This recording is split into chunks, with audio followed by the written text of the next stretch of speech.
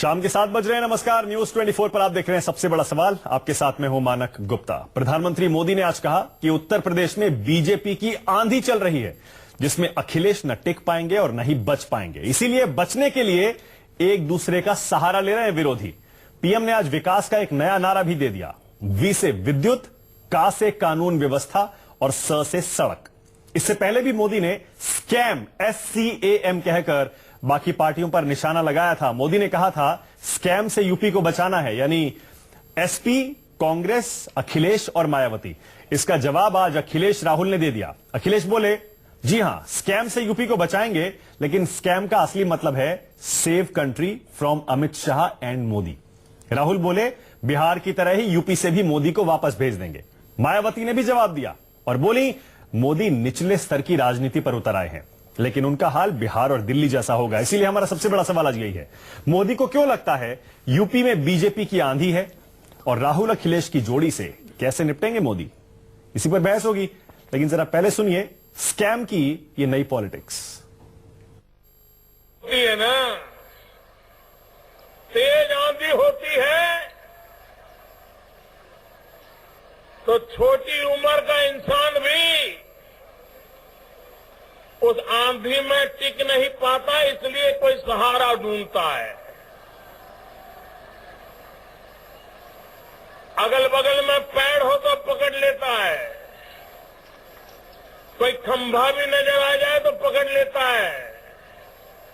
भाइयों बहनों, इस बार भाजपा की आंधी तेज है कि यहां के मुख्यमंत्री किसी को भी पकड़ लेते हैं। दोनों लोगों को देश से बचाना है, हमें देश से बचाना है। वो स्कैम कह रहे हम लोगों के नाम से स्कैम से बचाना है, तो हम भी कहते हैं स्कैम से हमें भी बचाना है। हमें सेव करना है कंट्री फ्रॉम दी कौन? एक नाम से अमित शाह है और दूसरे हैं मोदी साहब। मोदी जी कोई भी लेवल की बात करें, जैसे बिहार के चुनाव के बाद नरेंद्र मोदी जी के मुंह से बिहार शब्द नहीं निकला, वैसे यूपी के चुनाव के बाद नरेंद्र मोदी जी के मुंह से यूपी शब्द नहीं निकलेगा। सबसे बड़ा सवाल में आज मेरे साथ समाजवादी पार्टी से यहां अनिल यादव हैं, SP के प्रवक्ता हैं, युवा नेता। बीजेपी से मेरे साथ संबित पात्रा हैं, कांग्रेस से मीम अफजल और बहुजन समाज पार्टी से सुधींद्र भदौरिया। आप चारों का बहुत बहुत स्वागत। पहला सवाल अनिल आप ही से है। मोदी जी तो कह रहे हैं बीजेपी की आंधी चल रही है, आप कह रहे हैं कि हम 250-300 सीट ले आएंगे। देखिए, जब से उत्तर प्रदेश में चुनाव का बिगुल बजा है, सभी पार्टियां अपनी पूरी ताकत लगा रही हैं अपना प्रचार करने में। एक तरफ अखिलेश यादव जी हैं, जो अपने द्वारा जो विकास कार्य पिछले 5 साल में किए हैं उन्हें गिनवाने में लगे हैं। चाहे उसमें देश की सबसे बड़ी सड़क ले लीजिए, देश का सबसे बड़ा पार्क ले लीजिए। अच्छा, तो पूरी बात मेरी पूरी बात तो सुन भाषण नहीं, आप ये बताइए बीजेपी की आंधी चल रही है। मैं उसी बात पे आ रहा हूँ। और दूसरी तरफ भारतीय जनता पार्टी के वो लोग हैं जो मंच से खड़े होकर खुले में जनता के बीच में झूठ पे झूठ बोले जा रहे हैं। उदाहरण के साथ बताऊंगा, ओपिनियन पोल सारे कह रहे हैं टफ फाइट है। नहीं, इसे वन साइडेड आप बिल्कुल मत बताइएगा। जनता के सामने झूठ बोल रहे हैं। आप मेरी बात तो सुन लीजिए पूरी। जैसे कि अमित शाह ने कहा कि जो आगरा से लखनऊ का एक्सप्रेसवे बना हुआ है वो 32 करोड़ रुपए पर किलोमीटर नहीं,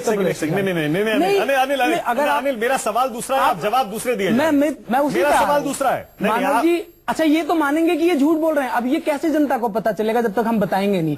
इन्होंने कहा कि जो लागत लगती है सरकार की वो NHAI की 18 करोड़ रुपए लगती है, जबकि गलत है ये। मोदी जी ने, अच्छा बस ये पूरा हो जाने दीजिए। मोदी जी ने कहा कि मैंने 22,000 करोड़ रुपए किसानों का जो रेंट था वो माफ करा दिया।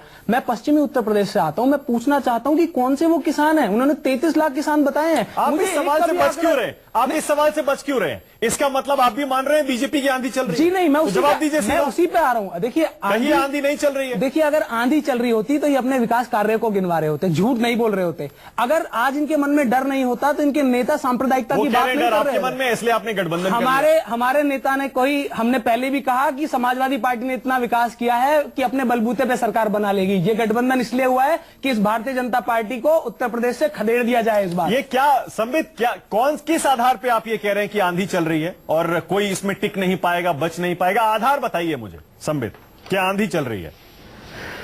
देखिए, देखिए, अभी समाजवादी पार्टी के प्रवक्ता अनिल भाई कह रहे थे कि इतना ज्यादा काम किया है समाजवादी पार्टी ने कि अपने बलबूते पर ही सरकार बना लेते।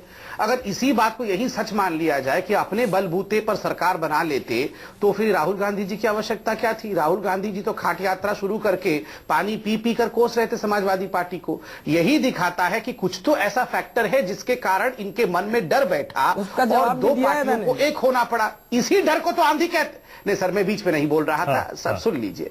इसी को तो आंधी कहते हैं। ये कौन सी फैक्टर है जिसके कारण इनके मन में डर बैठा? अगर आंधी नहीं चल रही थी, अगर इनको भारतीय जनता पार्टी एकदम कमजोर नजर आ रही थी, ये कह रहे थे भारतीय जनता पार्टी को खदेड़ने के लिए हम एक हो गए, मतलब खदेड़ने के लिए एक हुए हैं ना, अकेले के दम पे तो खदेड़ने की हिम्मत आप में नहीं थी। आपने खुद अभी न्यूज चैनल में माना और मिलके खदेड़ दिया तो हार तो आपकी हुई ना। अगर मिलके भी खदेड़ दिया संबे तो हार तो आपकी हुई ना।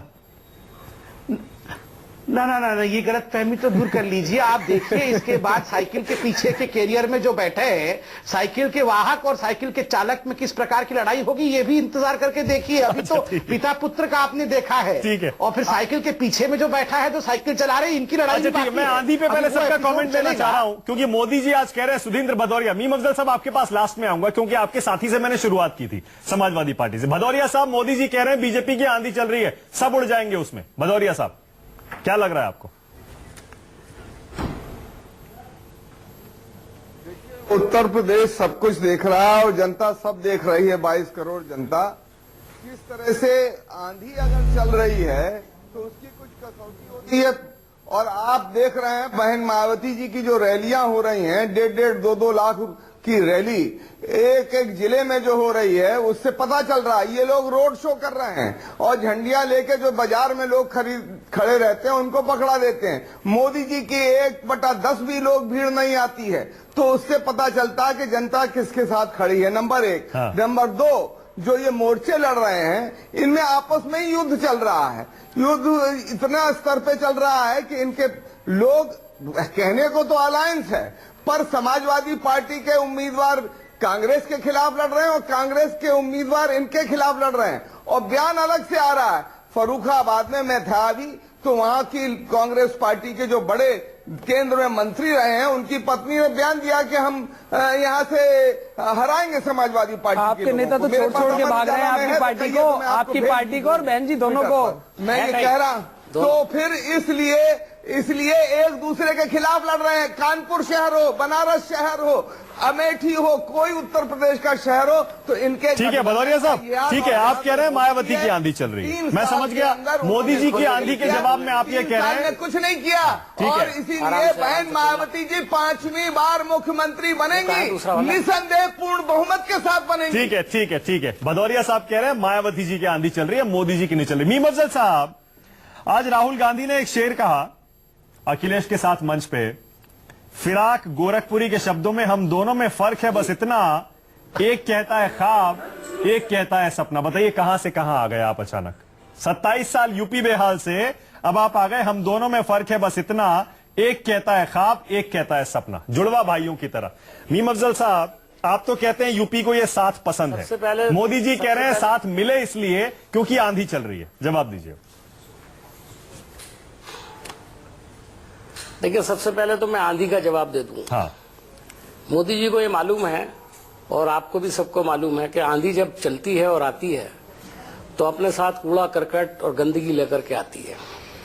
और आंधी जब बहुत तेज होती है, तूफान बनती है, तो उससे सिर्फ नुकसान होता है, फायदा नहीं होता। इसलिए मोदी जी को चाहिए कि लफ्ज आंधी और तूफान का इस्तेमाल बंद करें। हमारा जहां तक मानना है, हमारी वजह से उत्तर प्रदेश के अंदर एक लहर चल रही है जो साफ सुथरी हवा की लहर है और जिससे आगे उत्तर प्रदेश के लोग जो हैं उससे वो महसूस भी होंगे और उसका उन्हें फायदा भी होगा। दूसरी बात मैं कहूंगा कि कल मोदी जी ने कल भी एक जुमला बोला था इस कैम को लेकर के, आज भी एक जुमला बोला है।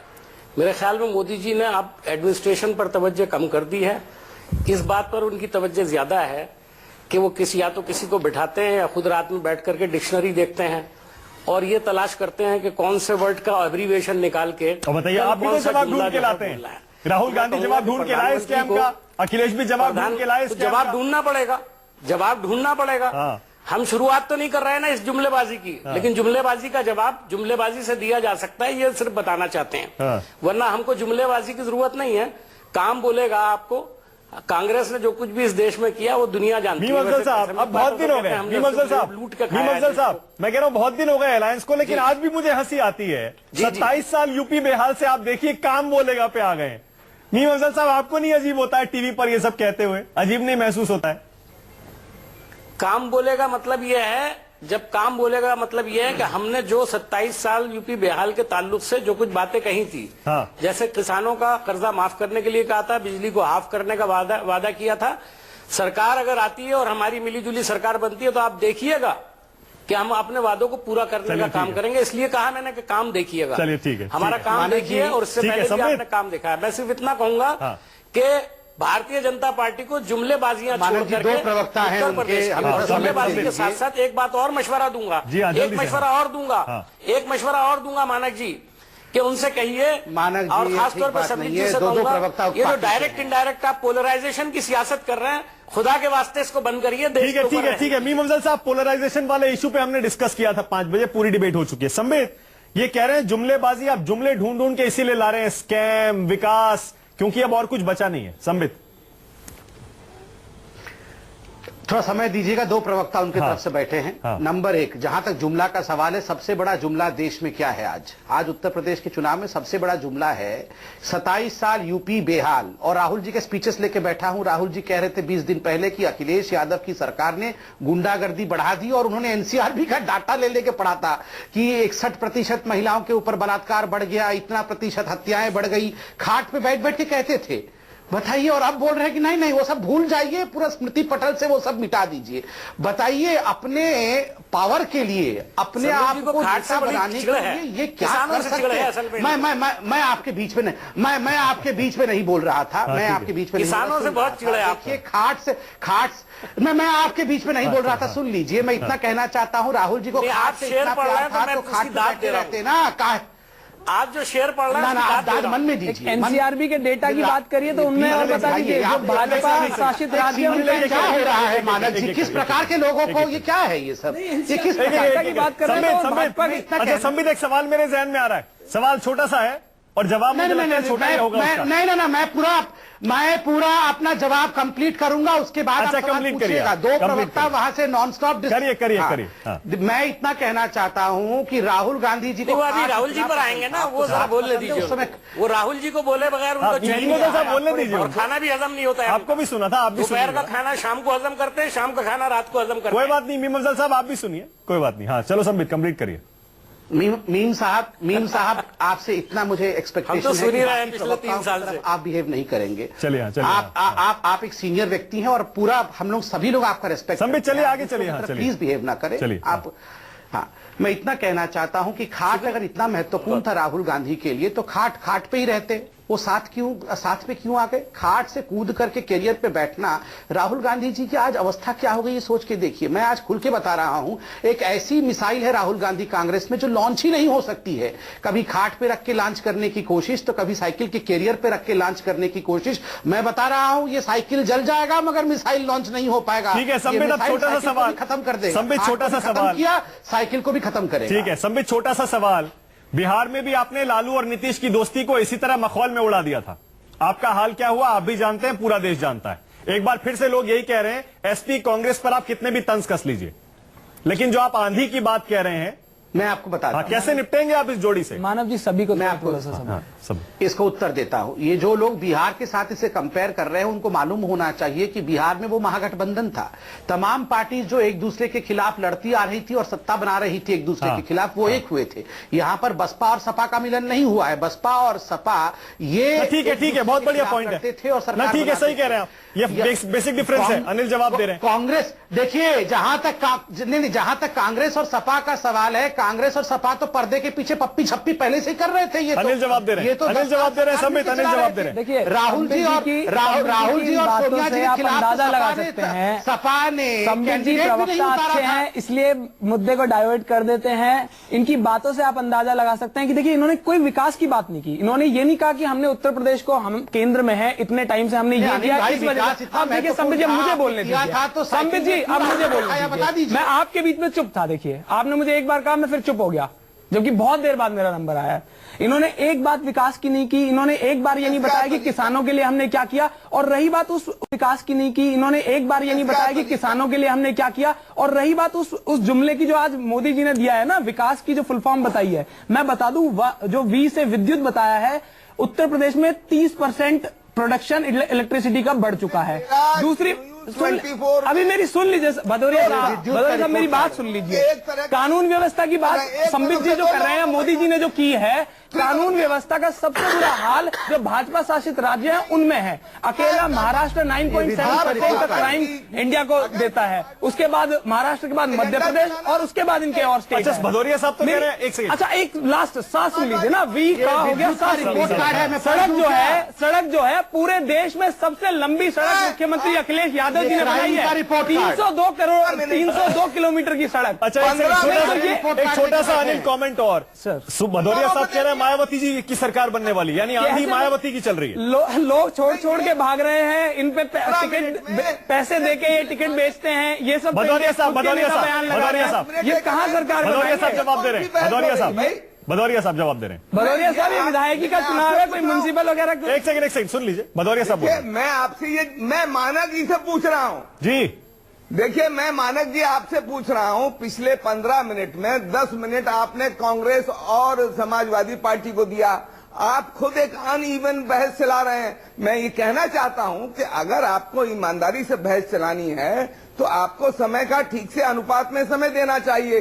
दूसरी चीज ये कि ये दोनों सरकारें, समाजवादी पार्टी के समय में जितने दंगे हुए हैं और इन्होंने भारतीय जनता पार्टी ने न रोजगार का कुछ किया, जो कहा था 2 करोड़ रोजगार देंगे, न इन लोगों ने किसानों को कहा कि हम उनको न्यूनतम भाव के ऊपर 50% पैसा देंगे, 50% MSP, इसका उत्तर देना चाहूंगा।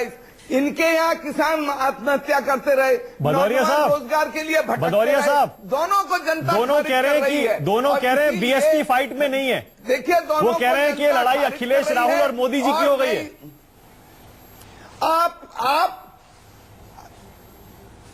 आप भी कहिए, आप भी खूब गाइए, जब चुनाव के नतीजे आएंगे तब आपको दिल्ली की तरह जो कांग्रेस और बीजेपी में फाइट दिखा रहे थे और दोनों को पता नहीं चला, तीसरी पार्टी 70 में से 67 सीट ले गई, वही हाल उत्तर प्रदेश के अंदर होगा जो आप दोनों लोग दिखा रहे थे। न्यूज 24 भी उसमें बहुत आगे था, वो भी अपने अपने आंकड़े प्रस्तुत कर रहा था। और यहाँ पर हुआ क्या, 70 सीटों का चुनाव हुआ, 3 सीट में बीजेपी और कांग्रेस निपट गई। और ठीक है भदौरिया साहब देखिए, 2 बातें हैं। एक, आप जो कह रहे हैं ओपिनियन पोल गलत हो गया, वो हो जाता है, हम तो कभी नहीं कहते ओपिनियन पोल हमारा बिल्कुल सही साबित होगा, सही साबित होने के बाद अपनी पीठ हम जरूर ठोक लेते हैं। दूसरा, आप कह रहे थे आपको टाइम नहीं दिया। भदौरिया साहब ये शो खत्म होने के बाद इसको ऑनलाइन यूट्यूब पे एक बार देख लीजिएगा। मैंने पहला सवाल अनिल से पूछ रहा, उसके बाद मैं संबित के पास गया, उसके बाद मैं आपके पास आया था। मैंने पहले कहा समाजवादी और कांग्रेस साथी हैं, इनको बैक टू बैक में मौका नहीं दूंगा। शो खत्म हो रहा है, आप ऑनलाइन जाके देखिएगा और फिर मुझे बताइएगा क्या हमने अन्याय किया क्या। हम अक्सर यही कोशिश करते हैं सबसे बड़ा सवाल में सबको बराबर समय मिले, सबके साथ न्याय हो। बहुत बहुत शुक्रिया आज इस डिबेट में आने के लिए। तीनों पक्ष कह रहे हैं आंधी हमारी चल रही है, देखते हैं पता लगेगा। बहुत बहुत शुक्रिया अनिल, संबित, भदौरिया साहब और मीम अफजल साहब, बहुत बहुत शुक्रिया। छोटा सा ब्रेक लेंगे, देखते रहिए News 24।